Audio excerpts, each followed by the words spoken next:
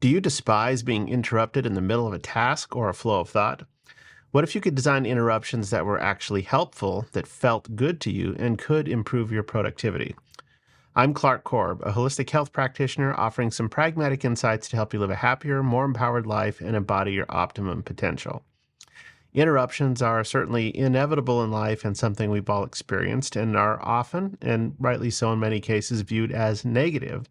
We have many sources of interruptions. I think even more so in our current modern way of life. We have requests for our time and attention from other people in person. We have phone calls, text messages, emails, notifications from any gazillion number of apps and services from our various devices. We also have our own attempts at multitasking. And I say attempts because multitasking is really a myth. We can truly only focus on one task fully and execute proficiently at a time. Otherwise, we're just switching contexts and fooling ourselves to think that we're truly multitasking. Interruptions disrupt our focus on the current task at hand or line of thought. Focus is an essential component to our being both mentally and emotionally present. It's also important for being productive in a positive manner, and it also lends in great deal to our overall happiness. I covered this in a video a while back on letting in joy. If you haven't checked that out, I'll put a link in the description. And aside from being interrupted from outside sources, there are other ways we can lose this important focus. How can you tell when you've lost focus? An easy way to look at that is your emotional state.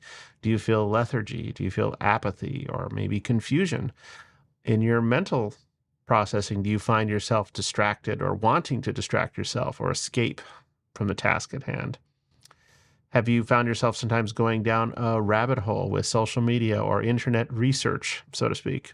If we find ourselves in any of these non-productive mental or emotional states, interruptions can be a very positive tool to employ when our focus is ill-directed and we want to get back on track. Managing our energy, after all, in large part requires managing our mental focus. From one of my favorite authors, Esther Hicks, she states, "You will never reach the place where you will not need to be diligent about your choice of thought, because you live in a world that is determined to show you every pocket of despair, so you must diligently choose.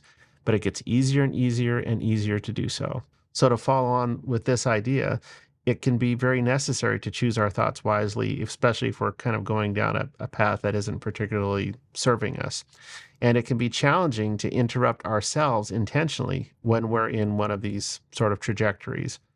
It may not feel, for example, like we're distracted if we're busy researching something, or even more so if we feel the positive effect of dopamine hits from being sucked into a social media algorithm that lights up our brain's reward centers. It can be tough to interrupt that. It requires a certain discipline. So having the ability to interrupt ourselves intentionally toward a positive end where we would benefit from realigning our mental and emotional and physical energy, as well as being able to process interruptions efficiently, regardless of the source, whether they're from an internal source from our own doing or from an external source, is a very beneficial skill. First, let's cover a few things that would generate a net positive effect if interrupted. And basically, those are bad habits. Physically, if we're embodying a poor posture, if we're slouched at a desk or slouched when reading or vegging out on a couch or eating without mindfulness, just filling your mouth with handfuls of whatever as you're snacking and watching TV, not necessarily a helpful physical habit. Mentally, we might find ourselves in a state of stagnant thinking or feeling stuck on an idea or not feeling inspired. We might be distracted by nonsensical or low-value content. Now, keep in mind, this isn't the same thing as intentionally disengaging and indulging in entertainment for the sake of rest and relaxation. What I'm referring to here is pretending like you're doing productive work, but not really doing productive work by being distracted or going down a rabbit hole, so to speak, online, for example. Another bad habit would be being stuck in an emotional state that isn't serving you, where you're caught in lethargy or laziness or looping or building within a negative emotional cycle. These negative emotional cycles can include feelings of anxiety or feelings of depression or isolation, perhaps guilt or self-punishment or anger. These are kind of emotions where if you stay looped on them, the magnitude of the emotion tends to grow, and it's very useful to interrupt those cycles. And of course, in the most extreme case, there would be addictive behaviors, which are often out of reach in the context of awareness of the addict and require an interruption from another person or group of people. This is called an intervention. So now that we've identified a few examples of what would be useful to interrupt, so knowing that it's inevitable that we have to deal with interruptions, certainly those that are unwanted that we can't control from outside our environment, and now recognizing that there might be a few wanted or desired internal sources of interrupts, I think it's great first to look at how a computer handles interrupts. Yes, I know I'm biased from my old background in electrical engineering, but I think this is super helpful here, and we can learn a little bit about how we've designed computers to handle these sorts of things. Even in the most basic systems, a microprocessor or the brain of a system must respond to interruptions, and they're called interrupt signals or just interrupts, which are caused by some events, external events. It can be a piece of hardware, for example, like you move your mouse or you type on a keyboard. That actually sends an interrupt signal to your computer. Or it can be a software event, like you have multiple programs running at once, and one program interrupts you by way of a notification, for example, that needs to be displayed. So what happens when these interrupt signals are detected by a processor? Well, first it halts whatever it's currently doing, its current command set, its current task. It saves the necessary contextual data that's needed for processing that task, and it pushes it onto a stack, so to speak. You can think of this like a stack of papers or a stack of books on your desk. Then it switches to executing a predefined interrupt service routine, which handles that specific interrupt source. Upon completing that routine, the processor then restores that prior contextual data, it pops it off the stack, and resumes processing as it was prior to the interrupts happening. So the key takeaway here is that the microprocessor has a predefined routine to handle interruptions when they arise, and it takes care to efficiently preserve and restore the contextual information that it needs to resume processing the task that it was doing prior to the interruption. We can all make use of this and benefit in our own right. So let's cover how you can implement your own positive interrupts, the interrupts that you would like to have, as well as your own interrupt service routine, so to speak. First of all, in terms of the interrupts that we're handling, it's best to minimize the unintentional or undesired interrupts. So this would mean if you're in a work context, putting your phone on silent during periods of focused work. Also setting an interval of discrete times of day to respond to emails, messages, voicemails, those sorts of things. And also, I know this is going to frighten some people, but removing social media applications from devices which you access during times of this intentional work. So that's minimizing the number or the amount of times that you would have to process these external or undesired interrupts, I'm going to call them. Then there's the setting up of the intentional interruption signals. These are the interrupts that you want to have, that you want to be pinged by, so to speak, to take a positive action. So you can use an alarm on your watch or your phone to set regular breaks during the day, whether that's ideally more than just at the beginning, middle, and end of your workday, maybe once every hour or 2 hours at most. That alarm is an interrupt signal in and of itself. Another interrupt signal that we have is really from our body and becoming better attuned to our bodily signals. These are signals that our body's telling us something needs attention, and it's to our detriment that we ignore those for too long.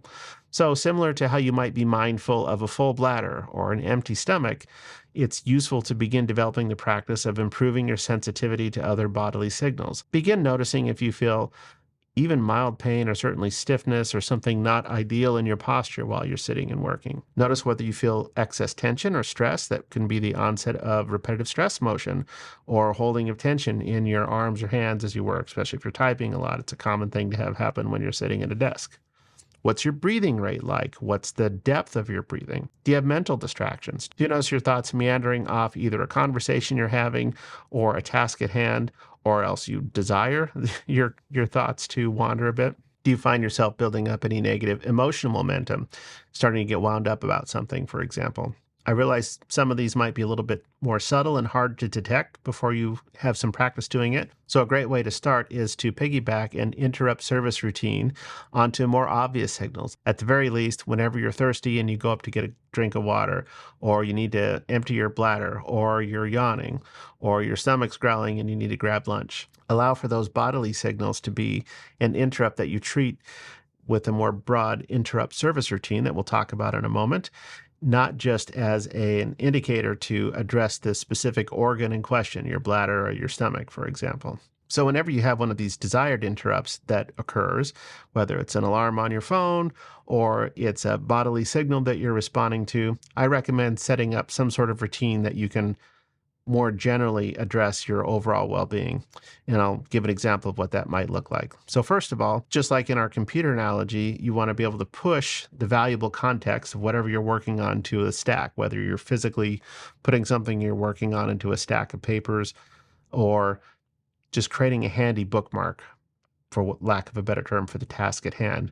Keeping a browser tab open of something you're in the middle of, or highlight a line that you're reading, or using a sticky note, something low tech and old school, whatever works for you to know exactly what you were thinking about or what you were reading or what you're responding to when you come back to it. After setting the bookmark for where you're going to pick up when you come back to this task, create a clear space in your current context. So this can be either pushing your current workload literally to the stack, kind of like in the computer analogy where you maybe set a stack of things on your desk, or just move your physical body away from your current working area. And then go through a little bit of a checklist or an inventory to check in with your overall system. Start with your physical body. Beginning with a head to toe scan, you can ask yourself, where am I holding tension in my body? Am I feeling any pain or discomfort anywhere, or tension? What is my breathing like? Is it shallow? Is it deep? Am I incorporating my full belly breath when I breathe? Is my breathing effortful or is it erratic? How's my posture, whether I'm seated or standing? Is it relatively neutral? And then moving on to the emotional part of our body, do this before addressing the mental body because emotions are actually derived from thoughts, and monitoring them is much easier than monitoring our thoughts, which can be far more numerous and all over the place. Emotions also tend to be a better summation for the overall dominant thought pattern, especially if there is a thought pattern driven by our subconscious. So a useful question for this would be, what is my most dominant feeling right now? Overall, is it positive or negative? Without even needing to be too specific. If it's something that's negative or less than neutral, ask yourself the question, what thoughts, even in the background of my attention, are related to this feeling? Which moves us on to the mental component. Are my thoughts helping me with the task at hand? Are my thoughts supporting a desired emotional state? If not, how would I prefer to feel instead? Do I have possibly a limiting or even sabotaging belief in place? The answer to this is yes. I did a video a while back on cultivating your beliefs, where I step through how you can begin shifting a belief that doesn't serve you. I'll put a link for that in the description as well. Another question that can be useful is, what would be a more empowering thought that I can adopt in this moment? So once you've gone through the sweep of the physical, emotional, and mental aspects of your current state, it's useful to take the step then of reevaluating the context for returning to executing whatever task you were working on before.